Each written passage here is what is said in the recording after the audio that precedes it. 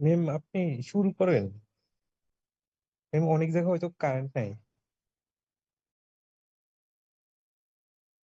সাইফুল আছেন আপনি? জি ম্যাম। বলছে আপনি স্ক্রিনশট নিয়ে রাখেন, 4টা 8 বাজে, অলরেডি 8 মিনিট পার হয়ে গেছে, বুঝছেন? এখন পর্যন্ত যারা উপস্থিত আছে ওদের উপস্থিতি দিব। বাকিরা যদি জয়েন হয় আমি উপস্থিতি দিব না। ওকে ম্যাম, আমি স্ক্রিনশট নিয়ে নিতেছি। আচ্ছা, নিয়ে নেন, 4টা 8 বাজে।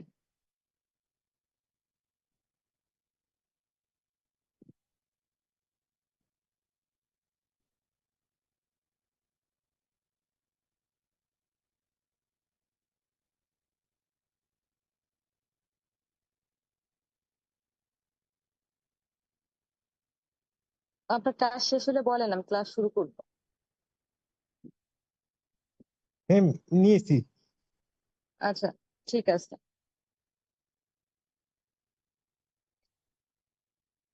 ভাষা আন্দোলন পর্যন্ত ছিলাম, আজকে হচ্ছে আপনাদের যুক্ত ফ্রন্টের যে নির্বাচনটা হয়েছিল ওইটা করাবো। আর এরপর যদি সুযোগ থাকে বা সময় থাকে তাহলে অন্য একটা টপিকসে যাব। যুক্ত ফ্রন্ট বা ইউনাইটেড ফ্রন্ট ইলেকশন সম্পর্কে কিছু কি জানেন আপনারা?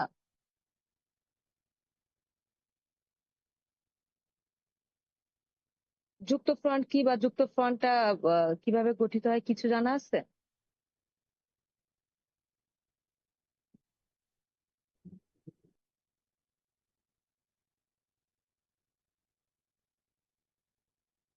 জানা থাকলেও বলেন, না থাকলেও বলেন, তাই না? কিছু তো রেসপন্স করবেন। ম্যাম অনেক আগে করছি তো, ঠিক মনে নাই।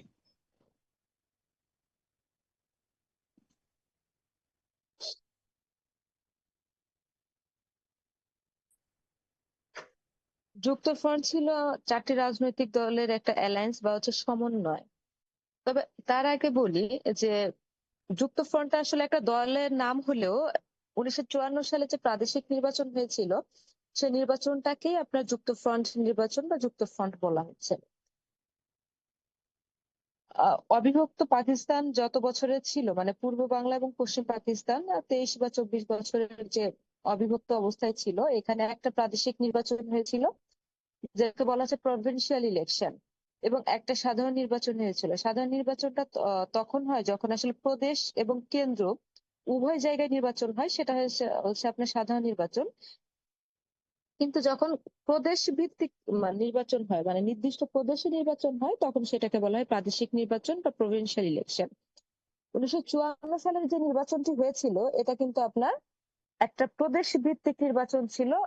কোন প্রদেশে নির্বাচন হয়েছিল? এটা হচ্ছে পূর্ব বাংলা যে প্রদেশটা ছিল সেই প্রদেশের নির্বাচন, তাই এটা ছিল একটা প্রাদেশিক নির্বাচন। যে প্রাদেশিক নির্বাচনকে বলা হচ্ছে যুক্ত ফ্রন্ট নির্বাচন বা ইউনাইটেড ফ্রন্ট ইলেকশন।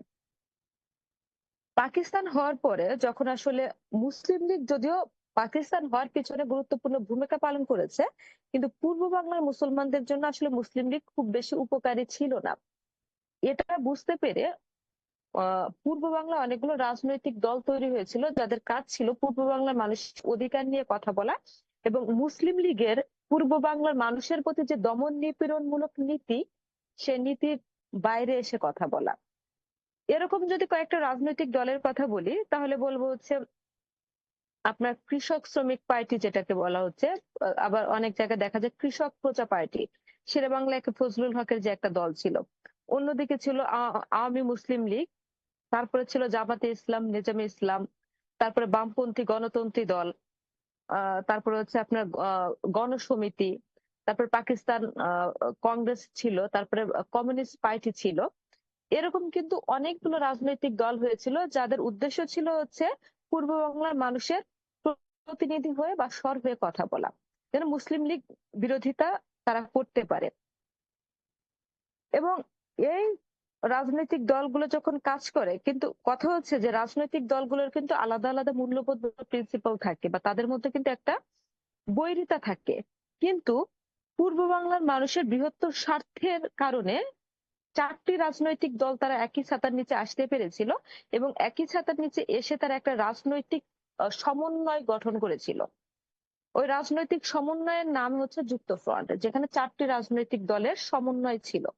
আচ্ছা, এখন যুক্তফ্রন্টের যে নির্বাচন হয় এটা আপনারা জানেন যে যুক্তফ্রন্ট যে রাজনৈতিক সংগঠনটি ছিল সেটা কিন্তু নিরঙ্কুশ ভাবে জয়লাভ করে। এখন এটাকে আমাদের এই অঞ্চলের ঐতিহাসিকরা বলে এক ধরনের ব্যালট বিপ্লব। মানে 52 সাল যে আমরা চূড়ান্ত একটা ভাষা আন্দোলন দেখতে পাই, ওই ভাষা আন্দোলনের মধ্য দিয়ে বাঙালিদের যে জাতীয়তাবাদী চেতনা তৈরি হয়েছিল সেই চেতনার একটা প্রতিফলন আমরা দেখতে পাই।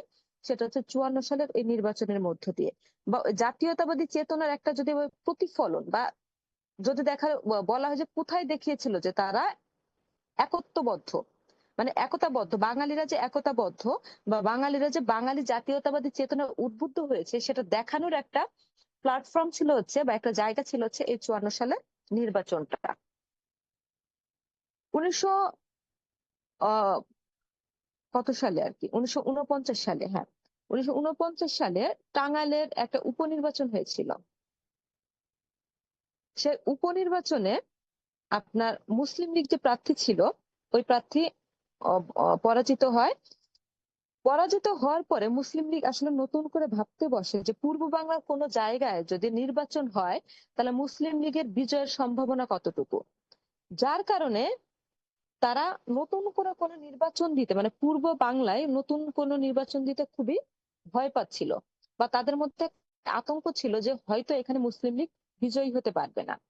যার কারণে পূর্ব বাংলার মানুষ কিন্তু একদিক থেকে তারা ভাষার জন্য করছিল আর কি, লড়াই করে।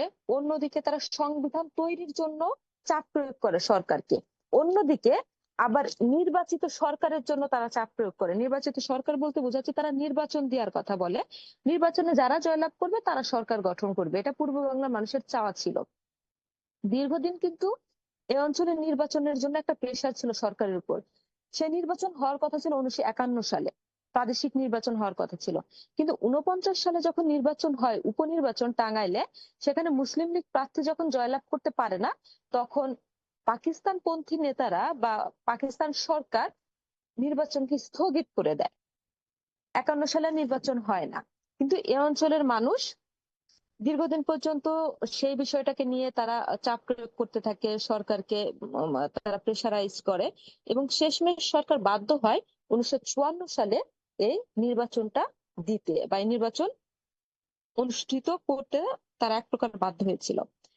এই 1954 সালে যে নির্বাচন হওয়ার কথা তাকে কেন্দ্র করে 1953 সালে আওয়ামী লীগের ওয়ার্কিং কমিটির, তখন আওয়ামী লীগ না, আওয়ামী মুসলিম লীগ ছিল, আওয়ামী মুসলিম লীগের ওয়ার্কিং কমিটির একটা সভা হয়েছিল 1953 সালে, সম্ভবত নভেম্বরের দিকে বা ডিসেম্বরের দিকে একটা সভা হয়েছিল। সেখানে তারা সিদ্ধান্ত নিয়েছিল যে তারা একটা অ্যালায়েন্স তৈরি করবে বা একটা সমন্বয় তৈরি করবে, এবং এই সিদ্ধান্ত মোতাবেক পরবর্তীতে 4টি রাজনৈতিক দল তারা একমত হয় এবং একমত হয়ে যুক্তফ্রন্ট গঠন করে। তাহলে যুক্তফ্রন্ট হচ্ছে 4টি রাজনৈতিক দলের একটা সমন্বয় বা সমন্বিত সংগঠন। যে 4টি রাজনৈতিক দলের মধ্যে ছিল হচ্ছে মাওলানা ভাসানীর নেতৃত্বে থাকা আওয়ামী মুসলিম লীগ, শেরে বাংলা একে ফজলুল হকের নেতৃত্বে থাকা কৃষক শ্রমিক পার্টি বা কৃষক প্রজা পার্টি। অন্যদিকে হচ্ছে হাজী দানিশের নেতৃত্বে ছিল হচ্ছে আপনার বামপন্থী গণতন্ত্রী দল, বা যেটাকে বলা হচ্ছে গণতন্ত্রী দল বা বামপন্থী দল যাই। আরেকটা হচ্ছে মাওলানা মোতাহার হোসেনের নেতৃত্বে থাকা জামাতে ইসলাম। তাহলে আওয়ামী মুসলিম লীগ, তারপর হচ্ছে আপনার কৃষক শ্রমিক পার্টি, তারপর হচ্ছে বামপন্থী গণতন্ত্রী দল বা গণতন্ত্রী দল, তারপর হচ্ছে জামাতে ইসলাম। এই 4টে রাজনৈতিক দল, এবং প্রধানের নামও আমি বলে দিলাম, এরা ছিল ওই সময় এই রাজনৈতিক দলগুলোর প্রধান। তারা সমন্বিত হয়ে এই দলটি তৈরি করে। এই নির্বাচন হওয়ার কথা ছিল 1954 সালের মার্চের 12 তারিখে। শুনতে পাচ্ছেন? জি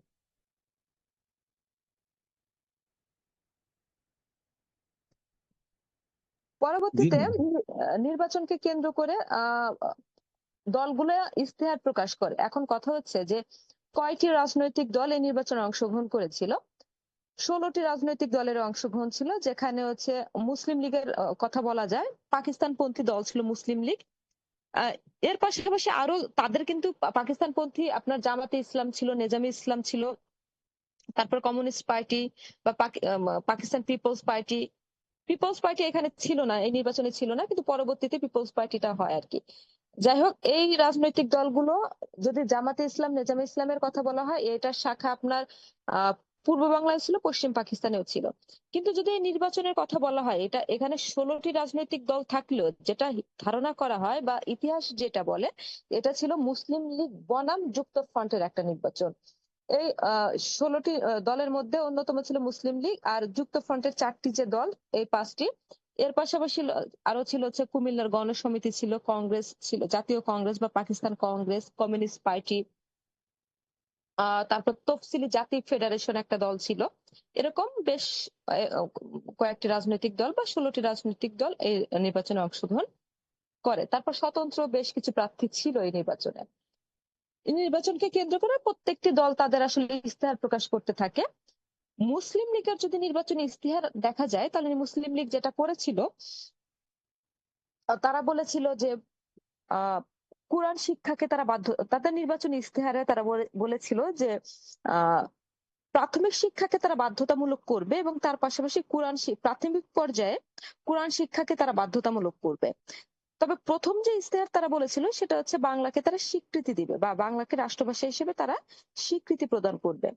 অন্যদিকে তারা বলেছিল যে পূর্ব পাকিস্তানে বা পূর্ব বাংলা হচ্ছে আপনার আহ ইয়া করবে আর কি, বিমান নৌবাহিনীর বিমান বাহিনী, নৌবাহিনীর প্রশিক্ষণ কেন্দ্র তৈরি করবে, বা আপনার প্রতিরক্ষা বাহিনীর একটা প্রশিক্ষণ কেন্দ্র তৈরি করবে পূর্ব বাংলায়। তারপরে তারা বলেছিল যে কোরআন শিক্ষাকে তারা বাধ্যতামূলক করবে। তারপরে তারা বলেছিল পাট শিল্পের জাতীয়করণ করবে। তবে যাই হোক না কেন, তাদের মূল টার্গেট যেটা ছিল, সেটা হচ্ছে কোরআন এবং সুন্নাহর ভিত্তিতে দেশ পরিচালনা করে এবং কোরআন শিক্ষাকে বাধ্যতামূলক করে দেয়া। আর দু একটা সেন্সিটিভ বিষয়, যেটাকে বলা হচ্ছে সংবেদনশীল বিষয়, যে পূর্ব বাংলার মানুষ যেহেতু ভাষাকে নিয়ে অনেক বেশি সংবেদনশীল ছিল 54 সাল পর্যন্ত, তখনও কিন্তু রাষ্ট্রের স্বীকৃতি পায়নি বাংলা।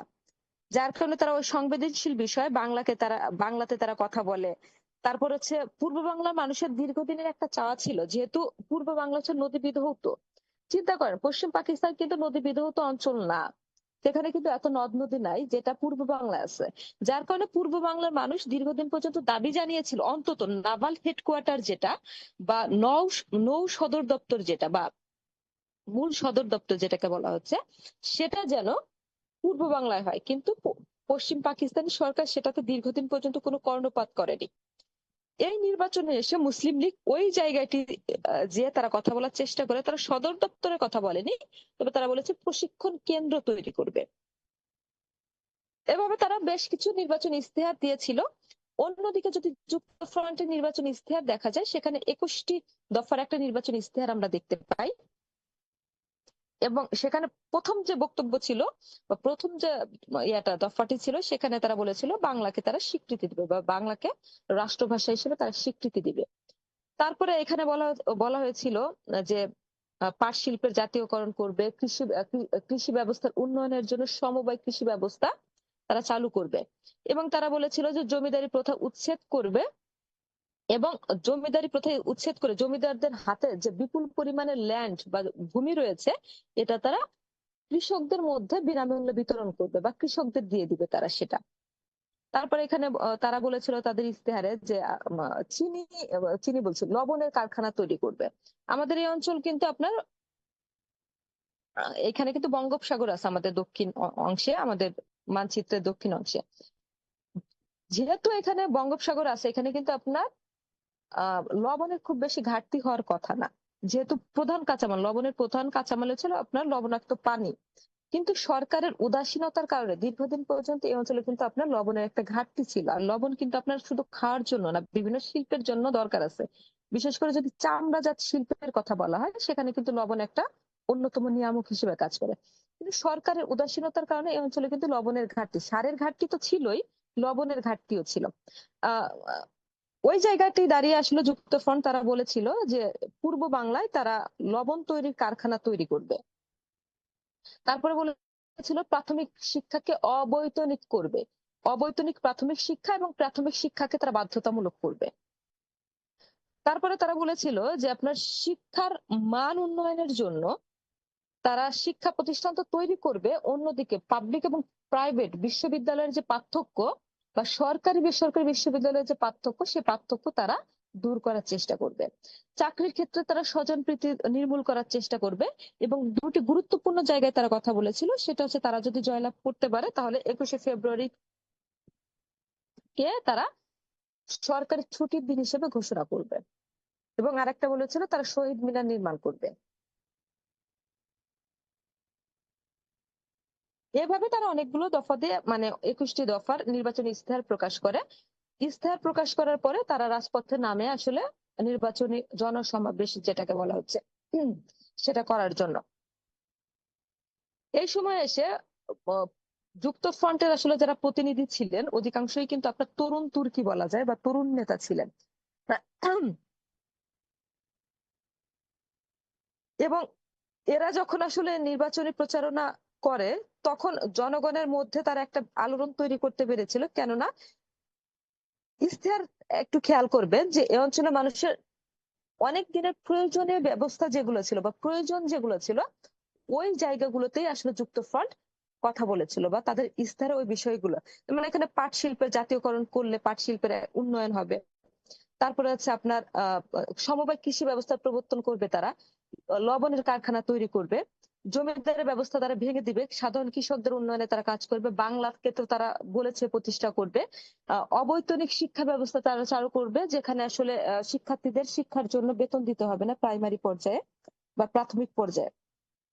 তারপর স্বজনপ্রীতির জায়গাগুলোতে মানে বলা হচ্ছে যে মানুষের চাহিদার যে বিষয়গুলো ছিল বা চাওয়ার যে বিষয়গুলো ছিল ওই বিষয়গুলোকেই যুক্ত ফ্রন্ট তাদের ইশতেহারে নিয়ে আসার চেষ্টা করেছে। এরপরে তাদের জনসমাবেশ যখন শুরু হয় বা নির্বাচনের প্রচার প্রচারণা যখন শুরু হয় তখন মুসলিম লীগ দুটি বিষয়কে গুরুত্ব দিয়েছিল তাদের প্রচারণায়। একটা তারা বলেছিল পাকিস্তান বিপন্ন এবং আরেকটা তারা বলেছিল ইসলাম বিপন্ন। তারা জয়লাভ করতে পারলে তারা এই যে বিপন্ন ইসলামকে তারা রক্ষা করবে এবং পাকিস্তানকে তারা রক্ষা করবে। পাকিস্তানকে রক্ষা করা মানে হচ্ছে সার্বভৌমত্বের যে জায়গাটা, একটা দেশের একাধিক অংশ হলেও একটা অংশ যদি বিচ্ছিন্ন হতে চেষ্টা করে সেটা কিন্তু সার্বভৌমত্বের জন্য একটা প্রশ্ন তৈরি হয়।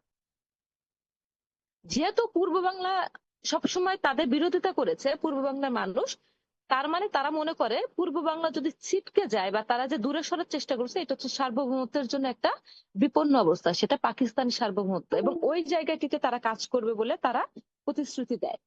এখন তাদের আসলে বিষয়টা এরকমই থাকে যে আসলে তারা ইসলামকে কায়েম করতে চেয়েছে, পাকিস্তান তারা তৈরি করতে চেয়েছে, কিন্তু পূর্ব বাংলার মানুষের চাহিদার যে জায়গাগুলো দুই একটা বিষয়কে সংবেদনশীল বিষয়কে তারা এনেছিল কিন্তু আসলে পরিপূর্ণভাবে তারা পূর্ব বাংলার মানুষের চাহিদার প্রতিফলন ঘটাতে পারেনি তাদের নির্বাচনী প্রচারণা বলি বা হচ্ছে ইশতেহার বলি। যার কারণে তারা যখন নির্বাচনী প্রচারণা চালিয়েছে আহ তখন কিন্তু তারা খুব বেশি জনমনে প্রবেশ করতে পারেনি বা জনগণের দ্বার প্রান্তে তারা কিন্তু খুব বেশি যেতে পারেনি।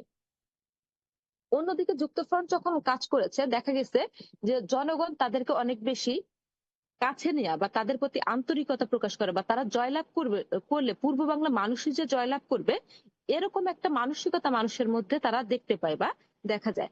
পরবর্তীতে নির্বাচনটা অনুষ্ঠিত হয় মার্চে। অনুষ্ঠান নির্বাচনের ফলাফল যেটা দেখা যায় আপনার আহ প্রথম যেটা আনঅফিসিয়াল একটা ফলাফল দেখা যায় এবং পরবর্তীতে ওটা বা ওটাকে বলা হচ্ছে আপনার পরবর্তীতে সরকারি ভাবে একটা ফলাফল প্রকাশ করা হয়। এই দুইটা ফলাফলের মধ্যে একটা পার্থক্য আছে, কেননা জয়লাভ করা প্রার্থীরা তারা তাদের জায়গা পরিবর্তন করেছিল। তার আগে বলি মোট 37% মতো ভোট পড়েছিল এই নির্বাচনে। এখন একটা জিনিস মানে হিসাব করলে বোঝা যায় যে মোট ভোট কাস্ট হওয়ার যে বিষয়টা ছিল টোটাল কাস্টিং ছিল কম, কিন্তু যতটুকু কাস্টিং হয়েছিল তার অধিকাংশ রায় দিয়েছিল হচ্ছে যুক্ত ফ্রন্টের পক্ষে। এখন কেন এত কম ভোট কাস্ট হলো তার কতগুলো কারণ আছে যেটা আমি পরে বলবো, আগে বলি নির্বাচনের ফলাফলটা কি ছিল।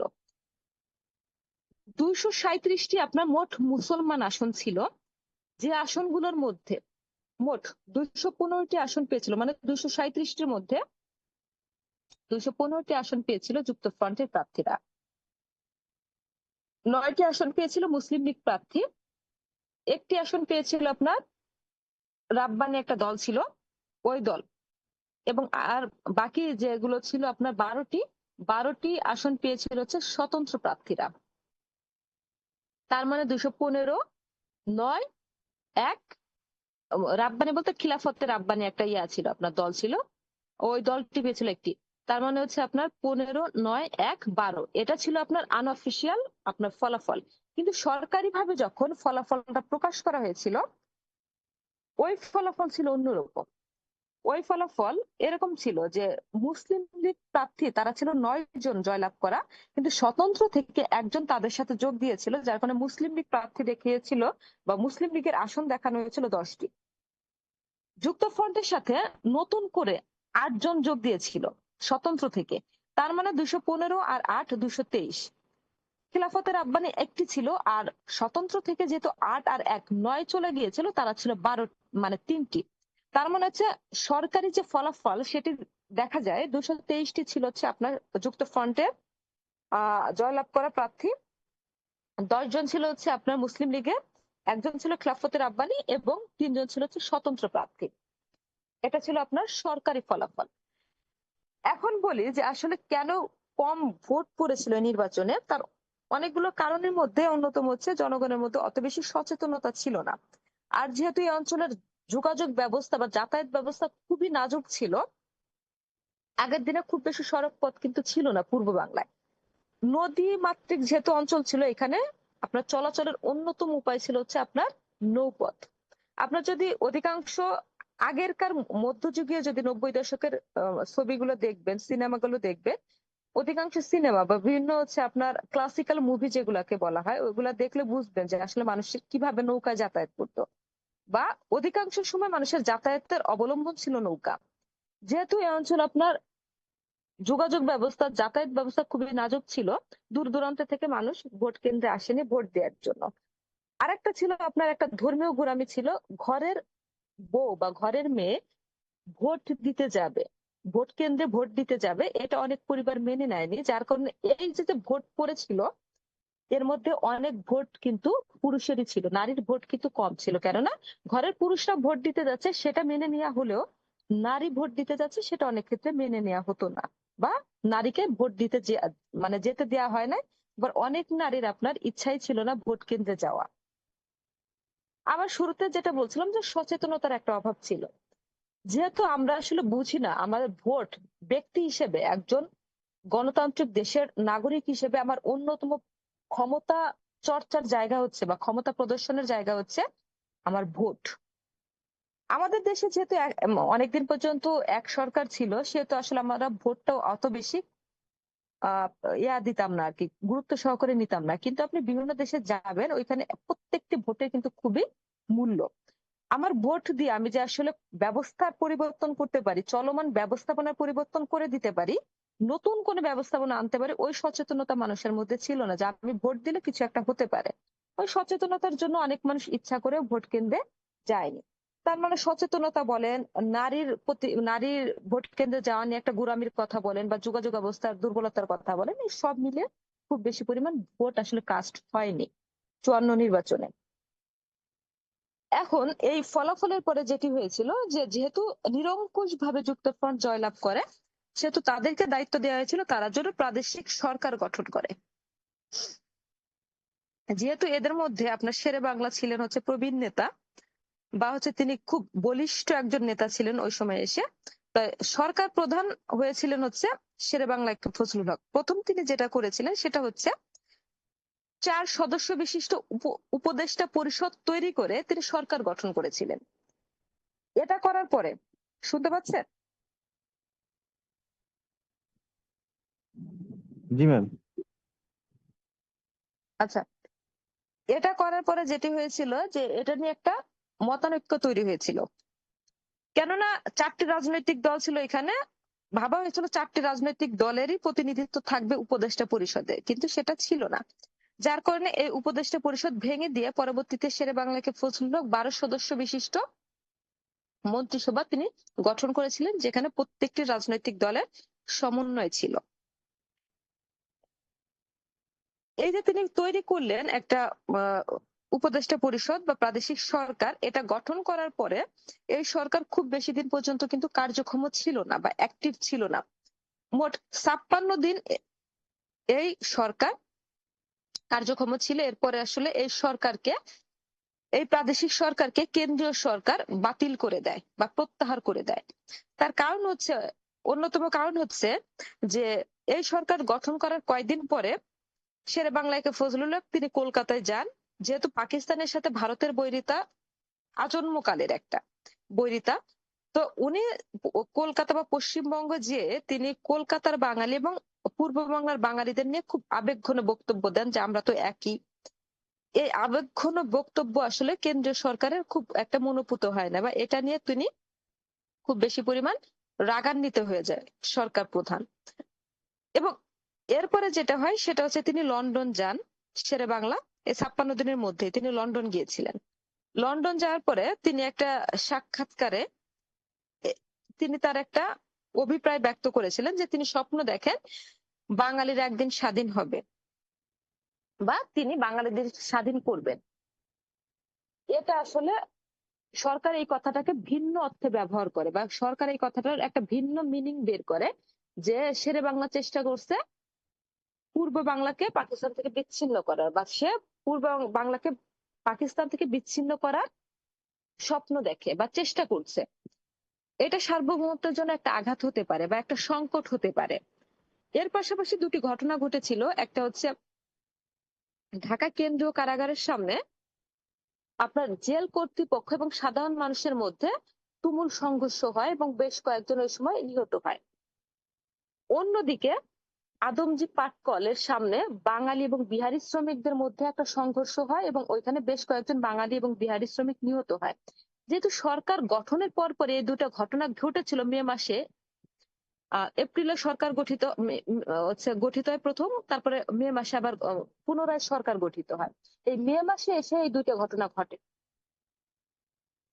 যেহেতু সরকার গঠনের পর পর এই দুটো ঘটনা ঘটে, তখন কেন্দ্রীয় সরকার এই দায়বদ্ধতা দেয় হচ্ছে প্রাদেশিক সরকারের উপরে যে এটা হচ্ছে সরকারের ব্যর্থতা, এই সরকার ব্যর্থ সরকার। এই দায়বদ্ধতা দিয়ে বা এই ঘটনাগুলোকে কেন্দ্র করে কেন্দ্রীয় সরকার প্রাদেশিক সরকারকে হচ্ছে প্রত্যাহার করে দেয়, বা হচ্ছে বলা যায় যে এই সরকারকে ভেঙে দেয় তার নিজ ক্ষমতা বলে। এবং 56 দিনের মাথায় যে যুক্তফ্রন্ট যে সরকার গঠন হয়েছিল বা যেটাকে বলা হচ্ছে প্রাদেশিক সরকার, সেই সরকারটা ভেঙে যায় এবং পুনরায় কেন্দ্রের কাছে ক্ষমতা চলে যাবে। কেন্দ্রের কাছে যাওয়া বলতে পুনরায় কেন্দ্র সিলেক্টেড গভর্নমেন্ট বা সিলেকশনের মধ্য দিয়ে সরকার নির্বাচন করে।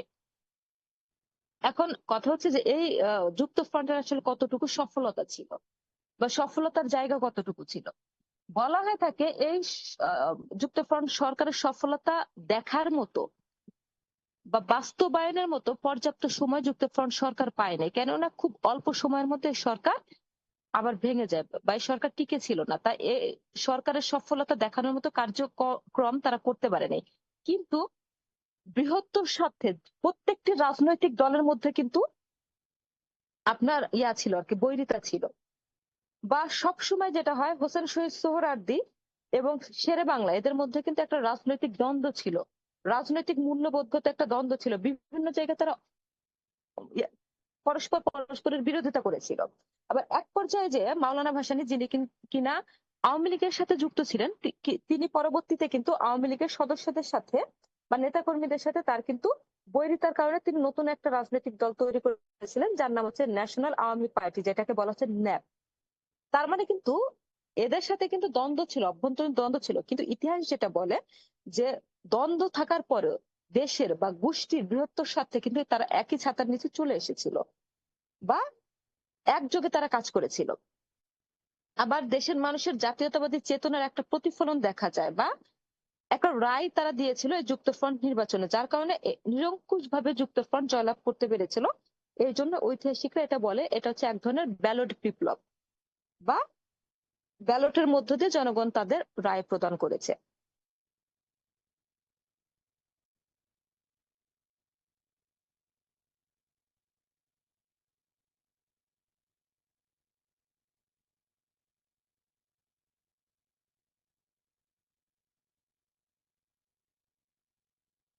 বলে প্রশ্ন আছে আপনাদের কোনো?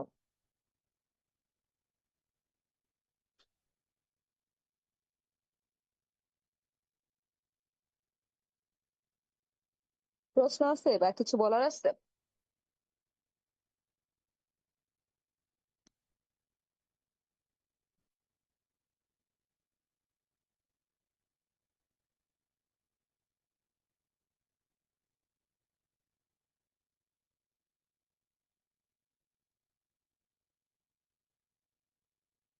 অনেকগুলো কারণ ছিল। তার মধ্যে অন্যতম একটা কারণ যদি বলি, মাওলানা ভাসানীকে বলা হচ্ছে মজলুম জননেতা, তাই না? তিনি তিনি মজলুমদের পক্ষে কাজ করার চেষ্টা করেছেন বা মজলুমদের জন্য কাজ করার চেষ্টা করেছেন। মজলুম বলতে আমরা আসলে নিষ্পেষিত মানুষকে বুঝি বা সর্বহারা বা নিম্ন শ্রেণীর মানুষকে বুঝি। এখন উনি যেভাবে মজলুমদের জন্য কাজ করতে চেয়েছে বা প্রান্তিক মানুষদের জন্য তিনি যেভাবে কাজ করতে চেয়েছেন, আওয়ামী লীগের থেকে তিনি সেটি আসলে পারেননি। ঠিক আছে? যেহেতু ধরেন উম একটা রাজনৈতিক দলে একাধিক ব্যক্তি, কিন্তু আসলে একেকজনের রাজনৈতিক পলিসি যদি বলি বা রাজনৈতিক মূল্যবোধের জায়গা যদি বলি একেক রকমের হয়। ঠিক আছে? ওই জায়গাটি এসে আরেকটা জায়গা অনেকে বলেন যে ৬ দফার কথা বলেন। আ ৬ দফায় আসলে দেশের মানুষের সার্বিক মুক্তির জন্য কাজ করে, মানে দফাগুলো দেয়া হয়েছে। প্রাদেশিক স্বায়ত্তশাসনের কথা বলা হয়েছে।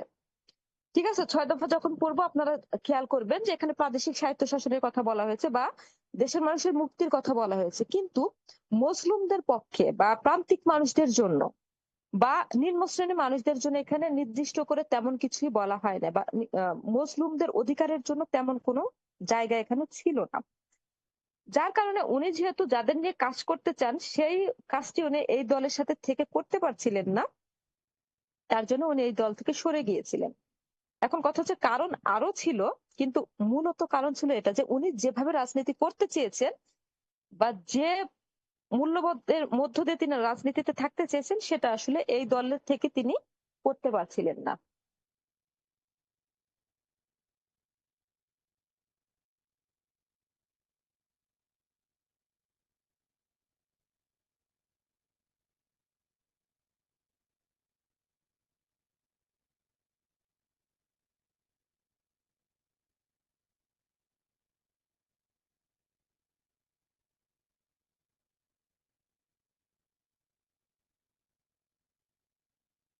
আপনাকে একটু নিতে চান? আর একটা টপিক শুরু করব তো, চাইলে কিছু সময় নিতে পারেন। এই 5 মিনিট ব্রেক দেন তাহলে। 5 মিনিট। ঠিক আছে, কথা বলতে চাইলে কথা বলতে পারেন, নীরব থাকতে চাইলে নীরব থাকতে পারেন। আমি একটু পরে শুরু করি তাহলে। আচ্ছা ম্যাম। তো আপনি সাইফুল, জি ম্যাম। আজকে আহ 2টা টপিকস পড়াবো। 2 এর অধিক যাবো কিনা এখনো জানি না, সেটা হচ্ছে সময় এবং আপনাদের ধৈর্যের উপর নির্ভর করবে। তবে 2টা টপিকস তো পড়াচ্ছি, ঠিক আছে? তার মানে হচ্ছে কমপক্ষে 2টা অ্যাটেন্ডেন্স বা 2টা উপস্থিতি হবে কিন্তু আজকে। তাহলে ম্যাম যারা পরের সেশনে আরেকটা নিব। হ্যাঁ, সেটা নিয়েন। ঠিক আছে? জি ম্যাম।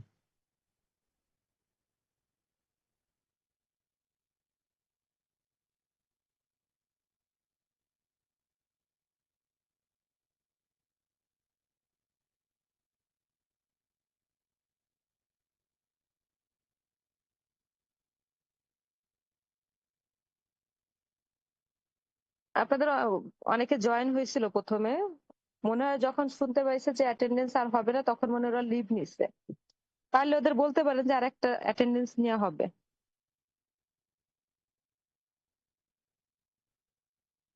জি ম্যাম, বলে দিচ্ছি।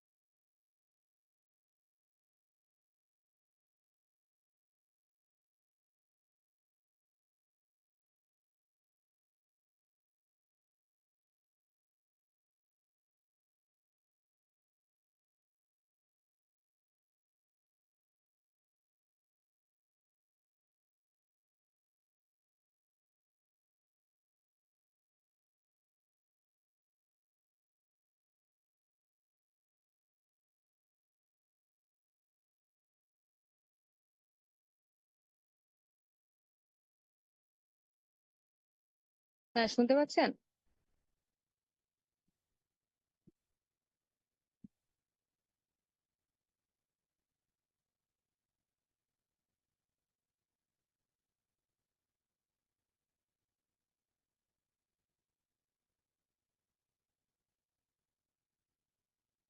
উনিশশো 56 সালে পাকিস্তানের সংবিধান হয়েছিল, যেটাকে বলা হচ্ছে পাকিস্তানের প্রথম সংবিধান। যদি হিসাব করা হয়, 1947 সালে পাকিস্তান স্বাধীন হয়েছিল, 56 সাল পর্যন্ত একটা দীর্ঘ সময় ছিল। 9 বছরের একটা ইয়া ছিল আপনার, দীর্ঘ একটা সময়। কিন্তু এই দীর্ঘ সময়ের মধ্যেও সংবিধান আসলে কার্যকর হচ্ছিল না। যেটা বলা হয় যে রাষ্ট্র যখন স্বাধীন হয়ে যায় তখন তার অন্যতম যে দায়িত্ব পড়ে সেটা হচ্ছে তার পরিচালনার মূলনীতি, যেটাকে বলা হচ্ছে সংবিধান। সংবিধান কি? যদি আমরা সংবিধানের কথা বলি, সংবিধান হচ্ছে রাষ্ট্র পরিচালনার নীতি বা মূলনীতি। এটাকে বলা হচ্ছে সুপ্রিম ল বা সর্বোচ্চ আইন, যে আইন অনুসরণ করে রাষ্ট্র কাঠামো পরিচালিত হয়। কারণ আপনি যদি সরকারি ব্যবস্থাপনার কথা বলেন, সচিবালয় বলেন, আপনি যদি আইনসভার কথা বলেন, যেটাকে বলা হচ্ছে পার্লামেন্ট, আপনি যদি নির্বাচনের কথা বলেন, প্রত্যেকটা জায়গায় কিন্তু আপনার সংবিধানের দরকার আছে। এই সংবিধানের নিয়ম অনুযায়ী কিন্তু প্রত্যেকটা জিনিস হয়ে থাকে।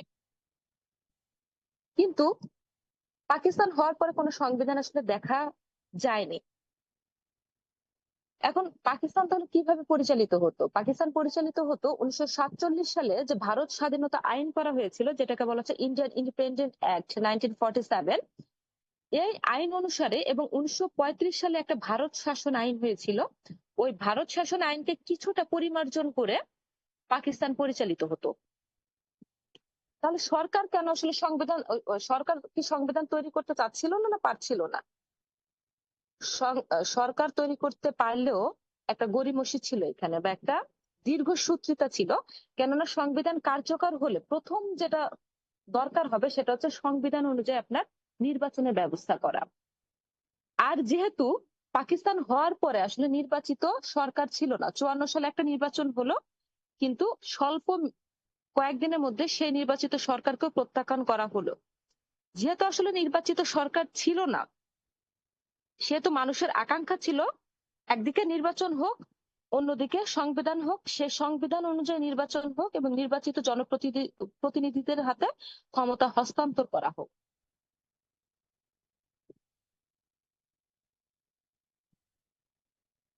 সংবিধান প্রণয়নের উদ্দেশ্য, যদি পাকিস্তানের সংবিধানের কথা বলি, সংবিধান প্রণয়নের উদ্দেশ্যে 1947 সালে যখন পাকিস্তান স্বাধীন হয় তখনই একটা কনস্টিটিউন্ট অ্যাসেম্বলি করা হয়েছিল, বা যেটাকে বলা হচ্ছে মন্ত্রী পরিষদ। এই মন্ত্রী পরিষদ যে তৈরি করা হলো, তাদের কাজ ছিল হচ্ছে যতক্ষণ পর্যন্ত নির্বাচিত সরকার আসবে না ততক্ষণ পর্যন্ত সরকারের কাজ করা। আর আরেকটা কাজ যেটা করা সেটা হচ্ছে আপনার সংবিধান প্রণয়ন করা। তার মানে একদিকে তারা হচ্ছে সরকারের দায়িত্ব পালন করবে, এবং সরকার যেহেতু সংবিধান প্রণয়ন করে, সেই সরকার থেকে তারা সংবিধান প্রণয়ন করবে। সংবিধান প্রণয়ন হলে সে অনুযায়ী নির্বাচন হবে, তখন তো নির্বাচিত জনপ্রতিনিধি চলে আসবে। কিন্তু যতদিন পর্যন্ত আসবে না ততদিন পর্যন্ত এই যে মন্ত্রী পরিষদ গঠিত হলো 1947 সালে, এই মন্ত্রী পরিষদ তারা কাজ করবে। এখন কথা হচ্ছে এই মন্ত্রী পরিষদে কারা ছিলেন? 1946 সালে আপনাদের বলছিলাম যে 1946 সালে কিন্তু পাকিস্তান একটা নির্বাচন, পাকিস্তান বলছি, তখন তো পাকিস্তান ছিল না, ভারত উপমহাদেশ ছিল। এই ভারতীয় উপমহাদেশে একটা নির্বাচন হয়েছিল। সেই নির্বাচনে পূর্ব পাকিস্তান, মানে পূর্ব পাকিস্তান না, পূর্ব বাংলা এবং পশ্চিম পাকিস্তানের যারা জয়লাভ করেছিল প্রার্থী, তাদেরকে কেন্দ্র করে 1947 সালে এই কনস্টিটিউন্ট অ্যাসেম্বলি বা মন্ত্রী পরিষদ তৈরি করা হয়েছিল। এই মন্ত্রী পরিষদ আবার অনেকগুলো কমিটি তৈরি করেছিল, যে কমিটিকে, যে সকল কমিটির উপর ভিন্ন ভিন্ন আপনার দায়িত্ব ছিল। এরকম একটা গুরুত্বপূর্ণ কমিটি ছিল হচ্ছে মূলনীতি কমিটি, বা যেটাকে ইংরেজিতে বলা হচ্ছে basic principal committee. Basic principal committee বা হচ্ছে মূলনীতি কমিটি। এই কমিটির যে দায়িত্ব ছিল সেটা হচ্ছে তারা সংবিধান প্রণয়ন করবে। মানে মূল যে কনস্টিটিউন্ট অ্যাসেম্বলি বা মন্ত্রী পরিষদ সকালের উপরে কিন্তু সংবিধান তৈরির দায়িত্ব ছিল না। ওখান থেকে নির্দিষ্ট সংখ্যক সদস্যকে কেন্দ্র করে আপনার মূলনীতি কমিটি করা হয়েছিল, যাদের উপর দায়িত্ব দেওয়া হয়েছিল সংবিধান প্রণয়ন করা। এই মূলনীতি কমিটির সদস্য ছিল হচ্ছে আপনার 69 জন। 69 সদস্যর মধ্যে আপনার 44 ছিল হচ্ছে পূর্ব বাংলা এবং 25 জন ছিল হচ্ছে পশ্চিম পাকিস্তানে। এখন প্রাথমিকভাবে বা খালি চোখে যেটা মনে হয়, এখানে তো পূর্ব বাংলাকে প্রাধান্য দেওয়া হয়েছে বা এখানে তো পূর্ব বাংলার প্রতিনিধি বেশি, কিন্তু না।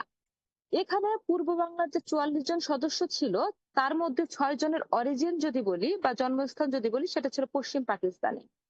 মানে তারা পশ্চিম পাকিস্তানি হয়ে পূর্ব বাংলা থেকে নির্বাচন করেছে বা পূর্ব বাংলার আসন থেকে তারা নির্বাচন করেছিল। এরকম জয়লাভ করা 6 জন সদস্য ছিল হচ্ছে ওই 44 জনের মধ্যে। আবার পরবর্তীতে সরকার এই মূলনীতি কমিটিতে 10 জন সদস্য বর্ধিত করেছিল। মানে 69 থেকে 79 জন সদস্য এটা পরিণত হয়েছিল। সে 10 জনে ছিল হচ্ছে পশ্চিম পাকিস্তানের অরিজিন বা জনগণ। তার মানে যদি আমরা চূড়ান্ত হিসাব করি যে এই মূলনীতি কমিটি যাদেরকে দেওয়া হয়েছিল সংবিধান প্রণয়ন করতে, তাদের মধ্যে যদি আমরা অনুপাত বিবেচনা করি, তাহলে পশ্চিম পাকিস্তানের ছিল হচ্ছে আপনার 31 জন এবং 10 জন 41 জন। আর অন্যদিকে 44 জন থেকে 6 জন চলে গেলে থাকে হচ্ছে 38 জন। তার মানে 38 এবং 41-এর একটা আপনার ছিল, অনুপাত ছিল। তারা যেটি করেছিল 1954 সাল পর্যন্ত, দীর্ঘ 7 বছরে, 47 থেকে 54 সাল পর্যন্ত দীর্ঘ 7 বছরে তারা মাত্র 16 বার বসেছিল, মিটিং করেছিল 16 বার।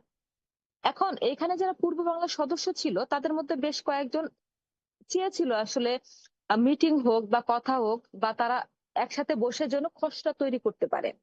কিন্তু পশ্চিম পাকিস্তানপন্থী যারা ছিল, তারা এই বিষয়ে খুব বেশি আসলে একমত তারা ছিলেন না, যার কারণে খুব বেশি পরিমাণ মিটিং হতে পারেনি।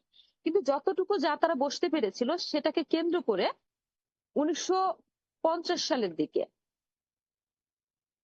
1950 সালে মানে 47 সালের গঠন করার পরে 1950 সালে এসে প্রথম তারা একটা ইন্টারিম রিপোর্ট বা যেটাকে বলা হচ্ছে মধ্যবর্তী একটা রিপোর্ট বা খসড়া তার প্রকাশ করেছিল, যে পাকিস্তানের সংবিধানটা কেমন হতে পারে সেই মর্মে তারা প্রথম সংবিধান মানে খসড়া রিপোর্ট প্রকাশ করেছিল, যেখানে তারা বলেছিল দ্বিকক্ষ বিশিষ্ট আইনসভা হবে। রাষ্ট্র হতে পারে আপনার দুই দুই প্রকার। রাষ্ট্র কয় প্রকার হতে পারে? 2 প্রকার। একক রাষ্ট্র, যুক্তরাষ্ট্র। বুঝতে পারছেন? আবার বুঝতে পারিনি আপনার কথা।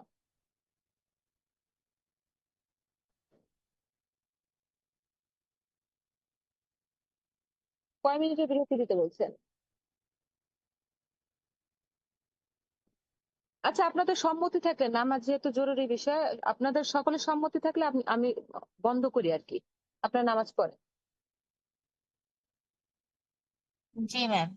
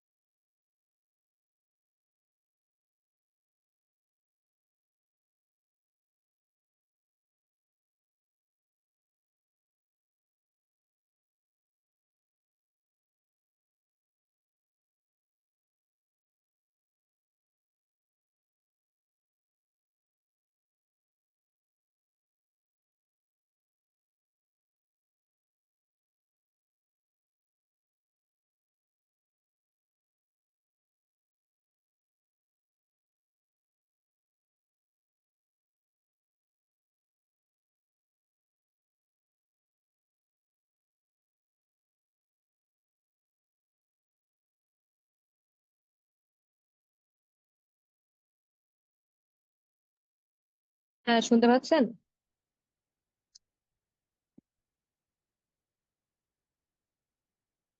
জি ম্যাম, শুনতে পাচ্ছি।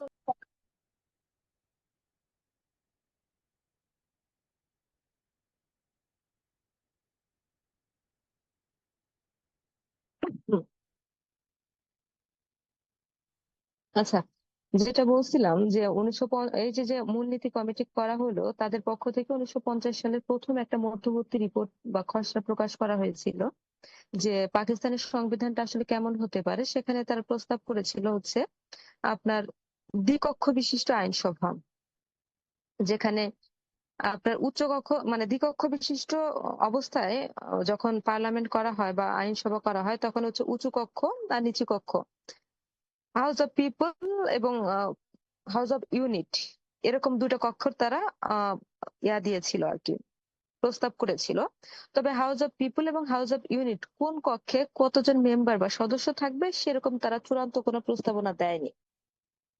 আর এখানে সুপারিশ করা হয়েছিল শুধু উর্দুই হবে পাকিস্তানের রাষ্ট্রভাষা। মানে আপনার সরকারের পক্ষ থেকে ঘোষণা দেওয়ার পরেও বিভিন্নভাবে চেষ্টা করা হয়েছিল যেন সেটাকে স্বীকৃতি দিতে না হয়। তার একটা বাস্তব প্রমাণ 1950 সালে যখন, ও আচ্ছা, ভুল বলছি আমি, যেটা হচ্ছে ভাষা আন্দোলন যখন চলমান ছিল, ভাষার দাবিতে এত মানুষ যখন আন্দোলন করছিল, সেই জায়গায় যে প্রথম মধ্যবর্তী রিপোর্ট প্রকাশ করা হয়, সেখানে তারা চেষ্টা করেছিল বাংলাকে বাদ দিয়ে বা বাংলাকে পাশ কাটিয়ে শুধুমাত্র উর্দুকে পাশ করানোর জন্য। কিন্তু এই সময় এসে বাংলা মানুষজন মানেনি দুইটি কারণে। এই যে যে খসড়া প্রকাশ করে, সেই খসড়ার বিপক্ষে মানুষ সব হয়, বিশেষ পূর্ব বাংলা মানুষ, দুইটি কারণে। একটা হচ্ছে আহ বাংলাকে বাদ দেওয়ার বিষয়টাতে তারা বিরোধিতা করেছিল। আর একটা হচ্ছে তারা বলছে হাউস অফ পিপল এবং হাউস অফ ইউনিট, তবে কত মেম্বার কোনটায় থাকবে সেটা যেহেতু নিশ্চিত করে তারা বলেনি, যদি পরবর্তীতে এটা পাশ হয়ে যায়, তারা যদি তাদের ইচ্ছা মতো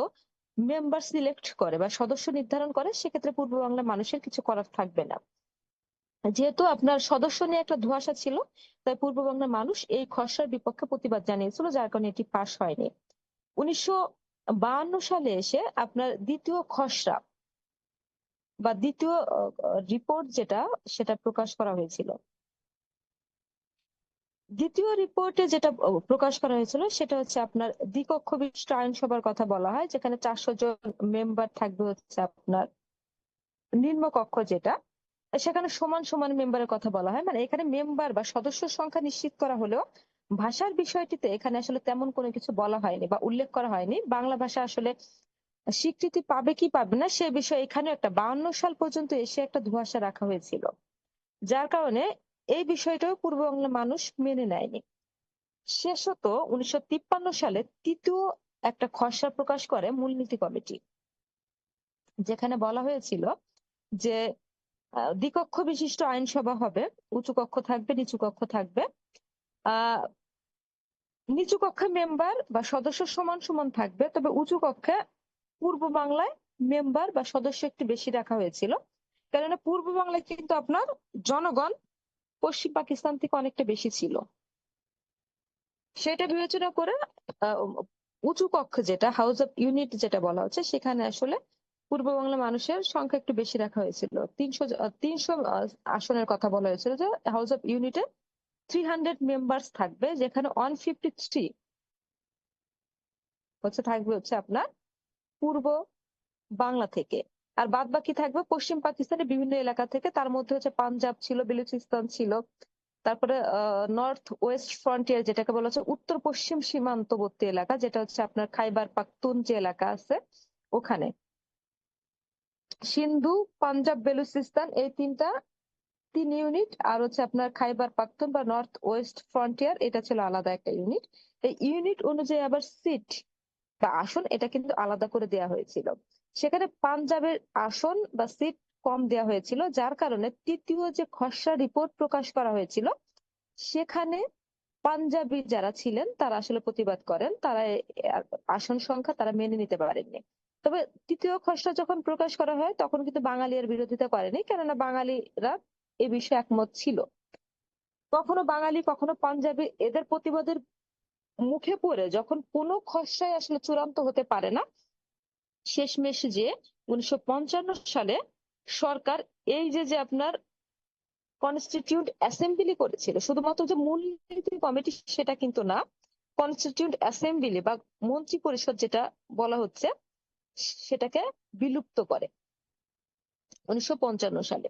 1955 সালে আবার যেটি হয়েছিল সেটি হচ্ছে লাহোরের কাছাকাছি একটা গ্রাম যেটার নাম হচ্ছে মারি, সেই গ্রামে আসলে পূর্ব বাংলা এবং পশ্চিম পাকিস্তান সদস্যদের মধ্যে একটা বৈঠক হয়েছিল এবং সেখানে তারা একটা সমঝোতা স্বাক্ষরে মানে সমঝোতা চুক্তিতে স্বাক্ষর করেছিল।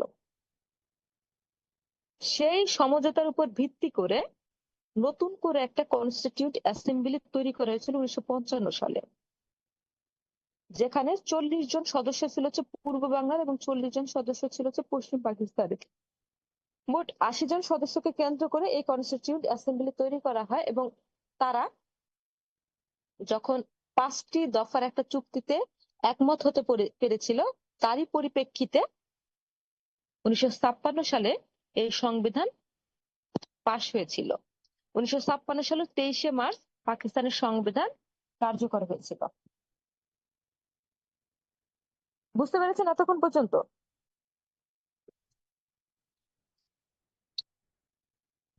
এই যে পাকিস্তানের সংবিধান, এই পাকিস্তানের সংবিধান হচ্ছে আপনার 213টি ভাগে বিভক্ত ছিল। মানে পার্ট যদি বলি, পার্ট ছিল হচ্ছে 13টি, আর্টিকেল বা অনুচ্ছেদ যদি বলি সেটা ছিল 234টি, এবং 6টি তফসিল ছিল। এটা ছিল মোটার আগে হচ্ছে পাকিস্তানের সংবিধান, যেটা মোটামুটি খুব বেশি ছোট ছিল না, মাঝারি বা বড়টাই ধরনের একটা সংবিধান পাকিস্তান প্রণয়ন করেছিল বা কার্যকর করেছিল। এখন কথা হচ্ছে যে এই সংবিধান আসলে কি ছিল।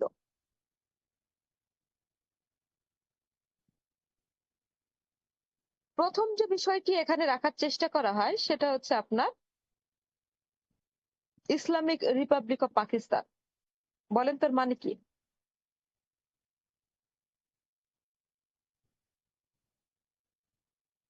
বলতে পারবেন?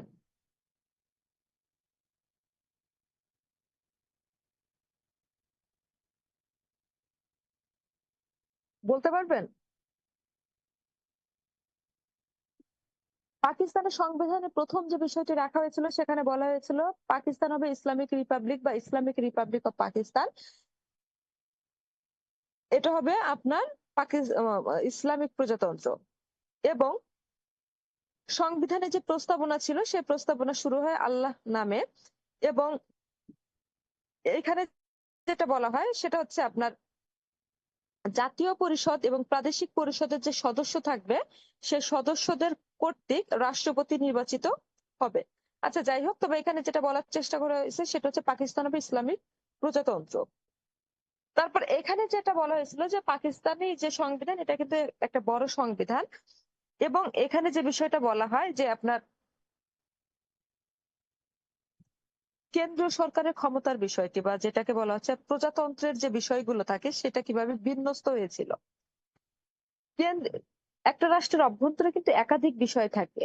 ধরেন আপনার অর্থনৈতিক বিষয় থাকে, রাজনৈতিক বিষয় থাকে, তারপরে আইন আদালত থাকে, তারপর শিক্ষা থাকে, তারপরে ব্যবসা বাণিজ্য, বৈদেশিক নীতি বা পররাষ্ট্র স্বরাষ্ট্র যাই বলি না কেন, আপনি দেখবেন যে আমাদের যে মন্ত্রণালয়, বাংলাদেশের যে মন্ত্রণালয় ছিল বিগত সরকারের আমলে সম্ভবত 42 থেকে 44টি কিন্তু মন্ত্রণালয় ছিল আপনার। বাণিজ্য থাকে, শিক্ষা থাকে, তারপরে হচ্ছে আপনার প্রতিরক্ষা থাকে, তারপরে বৈদেশিক যেটা থাকে ফরেন মিনিস্ট্রি যেটা, এরকম অনেক আপনার দপ্তর থাকে। এখন একটা দেশের অভ্যন্তরে অনেক বিষয় থাকে, তার মধ্যে কোনোটা থাকবে কেন্দ্রীয় সরকারের হাতে, কোনোটা থাকবে হচ্ছে আপনার প্রাদেশিক সরকারের হাতে। কিন্তু এখানে যেটা করা হয়েছিল পাকিস্তান সংবিধানে সেটা হচ্ছে অনেক বেশি বিষয় রাখা হয়েছিল আপনার কেন্দ্রীয় সরকারের ক্ষমতায়।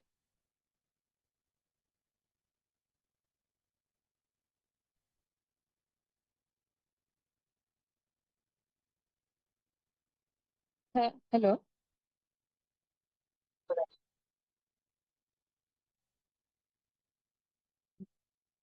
রাষ্ট্রের অভ্যন্তরে অনেকগুলো বিষয় রাখা হয়েছিল কেন্দ্রীয় সরকারের ক্ষমতায়, তার থেকে বেশি কিছু বিষয় রাখা হয়েছিল প্রাদেশিক সরকারের ক্ষমতা, এবং কিছু কিছু বিষয় রাখা হয়েছিল আপনার কনকারেন্ট, বা যেটাকে বলা হচ্ছে চলতি বিষয়, বলা হয়েছিল এই কনকারেন্ট যে বিষয়গুলো বা চলতি বিষয়গুলো এটা কেন্দ্রীয় সরকারের আপনার হাতে থাকবে, আবার প্রাদেশিক সরকারের হাতে থাকবে। কিন্তু একটা বিষয় তো এখানে সহজে বোঝা যায় যে যদি প্রাদেশিক সরকারের মানে কেন্দ্রীয় সরকারের হস্তক্ষেপ থাকে, সে বিষয়টা কিন্তু আসলে প্রাদেশিক সরকারের খুব বেশি বলবার জায়গা থাকে না। তাহলে কেন্দ্রীয় সরকারের ক্ষমতায় বা এই যে যে আপনার রাষ্ট্রীয় ব্যবস্থার যে বন্টনটা হয়েছিল, সেখানে কেন্দ্রীয় সরকারের ক্ষমতাকে অনেক বেশি শক্তিশালী করা হয়েছিল। তারপরে প্রেসিডেন্টের যে বিষয়টা ছিল বা রাষ্ট্রপতির যে বিষয়টা ছিল, এখানে বলা হয়েছিল যে পাকিস্তানের রাষ্ট্রপতি হতে হবে মুসলমান, বা মুসলমান অমুসলিম কেউ পাকিস্তানের রাষ্ট্রপতি হতে পারবে না। এবং তারপর প্রধানমন্ত্রীর অংশে যেটা বলা হয়েছিল সেটা হচ্ছে প্রধানমন্ত্রী হবে রাষ্ট্রীয় কাঠামোর সর্বোচ্চ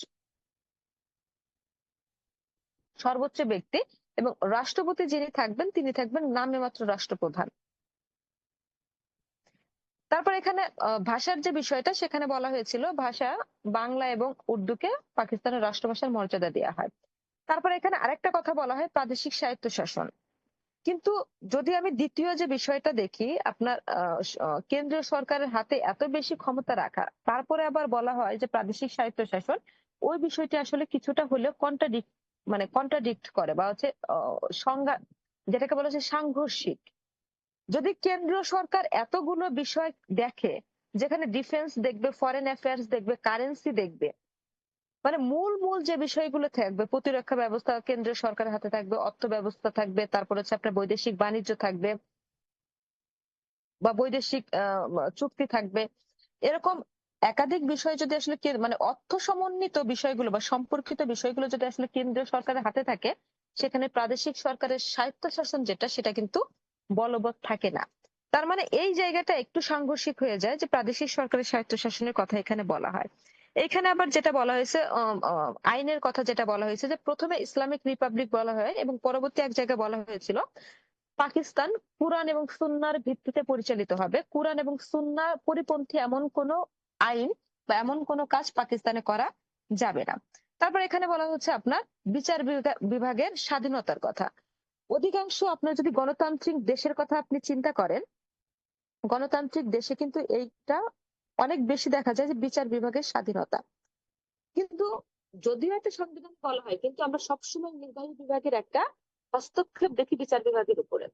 এটা দেখেন, যখন বিগত সরকারের পতন হয় তখন এত মানুষকে আটক করা হয়েছিল, মানে আটক করা হয়েছিল বলতে আটক করা হয়েছে এবং তারা কিন্তু এখনো জেলবন্দি অবস্থা। এখন কথা হচ্ছে সরকারি ব্যবস্থাপনার বা নির্বাহী বিভাগের যদি আসলে প্রভাব না থাকে বিচার বিভাগের উপর, তাহলে সরকার যখন থাকে তখন তাদের কোনো দোষ দেখা হচ্ছে না বা তাদের কোনো অন্যায় বিচার আমরা খুব একটা দেখতে পাই না। কিন্তু সরকার যখন থাকে না, তখন তাদের আবার হরহামেশা আমরা অন্যায় দেখতে পাই বা বিচার দেখতে পাই।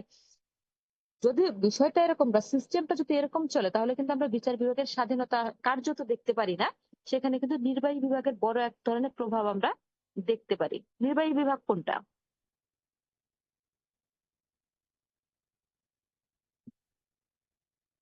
বলেন তো?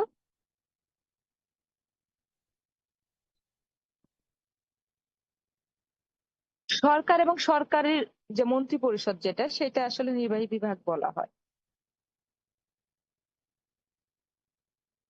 আচ্ছা, তারপরে এখানে যেটা বলা হয় পরিবর্তন, সংবিধান পরিবর্তনের কথা বলা হয়। সংবিধান 2/3 মানে সংসদ সদস্য 2/3 যদি মতামত পায় তাহলে সংবিধান পরিবর্তন করা যায়। এভাবে দেখা গেছে যে মোট 13টি ভাগ ছিল। এবং আরেকটা বিষয় সেটা বলা হয়নি, সেটা হচ্ছে পূর্ব বাংলার নাম পূর্ব পাকিস্তান করা হয়। 1956 সালের সংবিধানে কিন্তু এই কাজটি করা হয়েছিল, পূর্ব বাংলার নাম পূর্ব পাকিস্তান। এভাবে মোট 13টি ভাগ ছিল আসলে। মৌলিক অধিকারের কথা এখানে বলা হয়েছিল। মৌলিক অধিকার বা মানুষের এটাকে যেটা বলা হচ্ছে বেসিক নিডস যেগুলাকে বলা হচ্ছে, সেই বিষয় এখানে বলা হয়েছিল। পরবর্তী যেটি হয় সেটা হচ্ছে এই সংবিধানকে কেন্দ্র করে পূর্ব বাংলার মানুষ খুব বেশি প্রতিবাদ করতে শুরু করে। তাদের প্রতিবাদের জায়গা 2 থেকে 3টি। প্রথম যেটা হচ্ছে কেন্দ্রীয় সরকারের এত বেশি পূর্ব বাংলার মানুষ মেনে নিতে পারেনি। যদি এত হস্তক্ষেপ থাকে প্রদেশের উপরে কেন্দ্রীয় সরকারের, তাহলে প্রাদেশিক স্বায়ত্তশাসনের বিষয়টি কখনো ফল হয় না বা কখনো কার্যত থাকে না। হয়তো 2 থেকে 3টি বিষয় থাকবে কেন্দ্রীয় সরকারের হাতে, আর প্রদেশের অভ্যন্তরীণ যাবতীয় ব্যবস্থা যদি থাকে, যাদের থেকে যোগাযোগ, শিক্ষা ব্যবস্থা, তারপর হচ্ছে অর্থনীতি, বাণিজ্য ব্যবস্থা, সবকিছু তারা আসলে প্রাদেশিক সরকারের কাছে থাকবে বলে আশা করেছিল, কিন্তু যে এই রাখা তারা প্রাদেশিক শাসক বলা হয়েছিল, প্রশ্ন করেছিল এটা।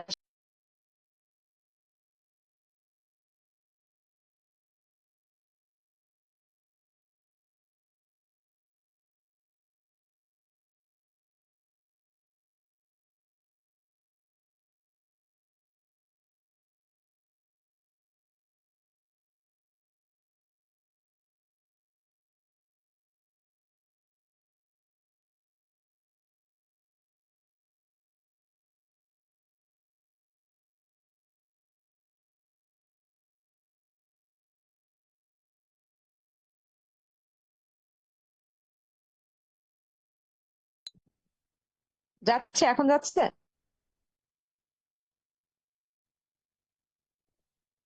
আমি বললাম যে পূর্ব বাংলার মানুষ আন্দোলন করেছিল বা প্রতিবাদ জানিয়েছিল এই সংবিধান যেন আপনার নতুন করে সংশোধন হয় বা পরিমার্জন হয়।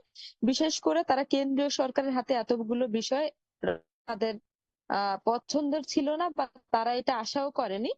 তারা বলেছিল যে এতগুলো বিষয় কেন্দ্রীয় সরকারের হাতে থাকলে আসলে প্রাদেশিক স্বায়ত্তশাসন কায়েম হয় না। তারা চেয়েছিল 2 থেকে 3টা বিষয় কেন্দ্রীয় সরকারের হাতে থাক, বাকিগুলো সব প্রদেশ ভিত্তিক হবে বা প্রাদেশিক সরকার সেটা বুঝবে। আরেকটা জায়গায় তার প্রতিবাদ নিয়েছিল, সেটা পূর্ব পাকিস্তান করা, সেটা আসলে তারা খুব বেশি মেনে নিতে পারেনি। কিন্তু তাদের এই প্রতিবাদ বা তাদের এই বিরোধিতা কাজ সফল হতে পারেনি, বা তারা এই যে যতদিন পর্যন্ত 56 সালের সংবিধান কার্যকর ছিল, তারা কিন্তু এই সংবিধান পরিবর্তন ঘটাতে পারেনি। তার কারণ হচ্ছে এখানে কেন্দ্রে একটা নেতৃত্বের অভাব ছিল।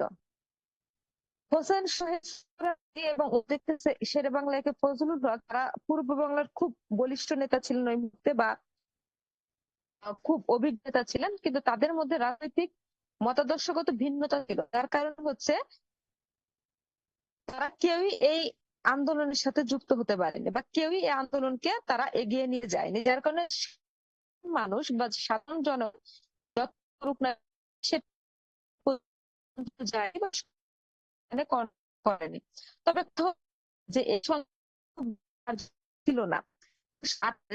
যখন ক্ষমতায় আসেন, ক্ষমতায় এসে যখন একটা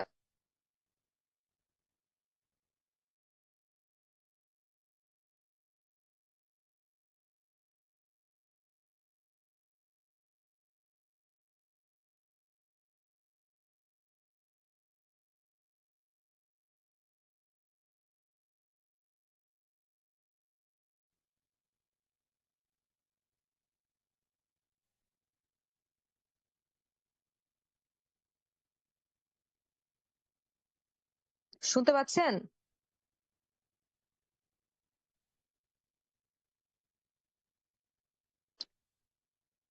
বললাম যে এই সংবিধান খুব বেশি দিন কার্যকর ছিল না। 1958 সালে আইয়ুব খান যখন ক্ষমতায় আসেন এবং ক্ষমতায় এসে যখন সামরিক শাসন জারি করেন, তখন আসলে সংবিধান কার্যকর থাকে না। কেননা সংসদীয় গণতান্ত্রিক পন্থায় সংবিধানে যেটা দরকার, সামরিক শাসনের অন্যতম বিষয়টা হচ্ছে বাক স্বাধীনতা থাকে না। সেখানে জনগণ কথা বলতে পারবে না, রাজনৈতিক কোন রকম কার্যক্রম হতে পারবে না, কোন রকম নির্বাচন হবে না। যত যদি এই বিষয়গুলো না থাকে তাহলে সংবিধানের প্রয়োজন হয় না। সংবিধান থাকতে মানে যদি রাখতে হয় বা সংবিধান যদি অ্যাক্টিভ রাখতে হয়, তাহলে সেখানে আপনার সংবিধান অনুযায়ী কাজ করতে হবে। বাক স্বাধীনতা বলেন, মৌলিক অধিকারের কথা বলেন, নির্বাচনের কথা বলেন, সরকার নির্বাচিত সরকারের কাছে ক্ষমতা হস্তান্তরের কথা বলেন, অনেক কিছু দরকার হয়। কিন্তু যখন সামরিক শাসন থাকে, একজন ব্যক্তি যখন শাসন করেন, তখন মানুষকে যখন কথা বলতে দেয়া হয় না, যখন নির্বাচন করতে দেয়া হয় না, বা কোন রকম রাজনৈতিক কার্যক্রম চলতে পারে না, তখন আসলে সংবিধান কার্যকর থাকে না। তার মানে হচ্ছে 1956 সালের মার্চ মাসে যে সংবিধান প্রণীত হয়েছিল, সেটি 1958 সালের শেষ দিক যে যখন আইয়ুব খান সামরিক শাসন জারি করেন, তখনই আসলে প্রত্যাহার হয়ে যায় বা সংবিধান বাতিল হয়ে যায়। কিন্তু কথা হচ্ছে যে এই সংবিধান কি আহ হয়েছিল আসলে, এই সংবিধান কতদূর পর্যন্ত কার্যকর ছিল বা এই সংবিধানের যদি সফলতা বলি কতখানি ছিল।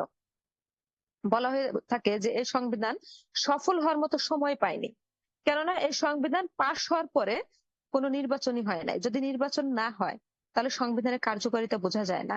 নির্বাচন হবে সংবিধান অনুযায়ী, সরকার গঠিত হবে সংবিধান অনুযায়ী, তখনই আসলে সংবিধানের কার্যকারিতা বা সফলতা পাওয়া যায়। কিন্তু যেহেতু কোনো নির্বাচন হয়নি এই সময়, সেহেতু এই সংবিধান আসলে কার্যকর হতে পারেনি।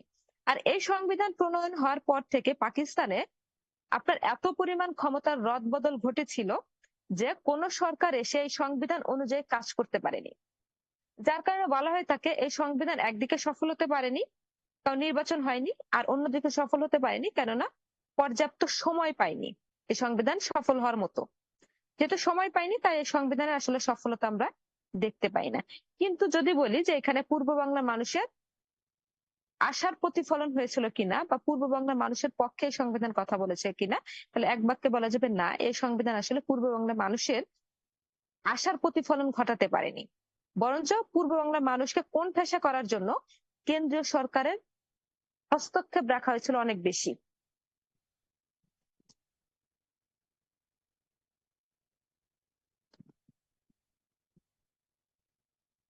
বলেন, প্রশ্ন আছে? সাইফুল, কি আপনি অ্যাটেন্ডেন্স নিচ্ছেন?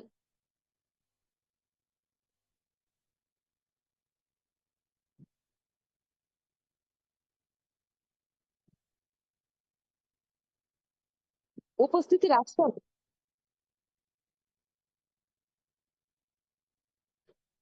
শুনেন, যদি দেখেন এই যে 24 বছরের পাকিস্তান যে শাসন আমলটা ছিল, এই শাসন আমলের যে ঘটনাগুলো দেখবেন, ঘটনাগুলোর খুব বেশি সফলতা দেখতে পাওয়া যাবে না। কেননা এই অঞ্চলের মানুষ আন্দোলন করেছে, এই অঞ্চলের মানুষ তাদের অধিকারের জন্য কথা বলেছে, কিন্তু সরকারের পক্ষ থেকে এমন ভাবে ব্যাঘাত তৈরি করা হয়েছে বা এমন ভাবে প্রতিবাদ জানানো হয়েছে, মানে পাল্টা প্রতিবাদ, যে এই অঞ্চলের মানুষ সফলতা যে একদম ছিল না সেটা কিন্তু না। আপনি যদি বলেন ভাষা আন্দোলন কিন্তু সফল হয়েছিল, যার কারণে বাংলা স্বীকৃতি পেয়েছিল। আবার 1969 যদি আপনি গণ অভ্যুত্থানটা দেখতে পান, তাহলে ওইখানে কিন্তু কিছুটা সফলতা পাওয়া গিয়েছিল, সরকারের পতন হয়েছিল, একটা নির্বাচনের ব্যবস্থা হয়েছিল। কিন্তু এর মধ্যবর্তী যদি আপনি শিক্ষা আন্দোলনের কথা বলেন, 62 সালে যে শিক্ষা আন্দোলন হয়েছিল, তারপরে আপনি যদি বলেন 70 একটা নির্বাচন হয়েছিল যেখানে জয়লাভ করার পরে সরকার গঠন করতে পারা যায় না, 54 সালে যদি যুক্তফ্রন্টের নির্বাচনের কথা বলেন, সেখানে জয়লাভ করে সরকার গঠন পর্যন্ত হয়েছিল কিন্তু সেটা খুব বেশি দিন পর্যন্ত স্থায়ী হতে পারেনি। তার এবং 66 সালে যে 6 দফা দাবি করা হয়েছিল, সেই 6 দফাও কিন্তু বাস্তবায়ন হয়নি। তার মানে এই যে যে দীর্ঘ সময়সীমাতে বাঙালিরা যতটা প্রতিবাদ জানিয়েছে, সংগ্রাম করেছে, কিছু অংশ সফলতা পাওয়া ছাড়া অধিকাংশ বিষয় কিন্তু সরকারের শোষণের কারণে বা দমনের কারণে সফলতা পায়নি। হ্যাঁ, 54 সালে নির্বাচনে জয়লাভ করার পরে সফলতা আসলে আসেনি।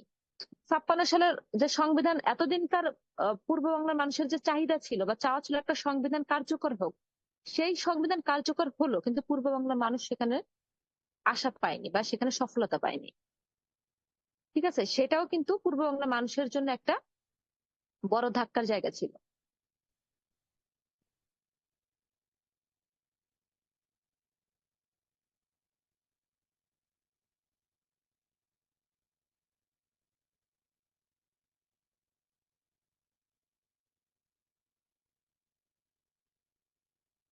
আপনাদের যদি প্রশ্ন না থাকে তাহলে শেষ করবো, অনেক সময় যেহেতু হলো। উপস্থিতি কেউ রাখছেন? সাইফুল বা অন্য কেউ রাখছেন উপস্থিতি?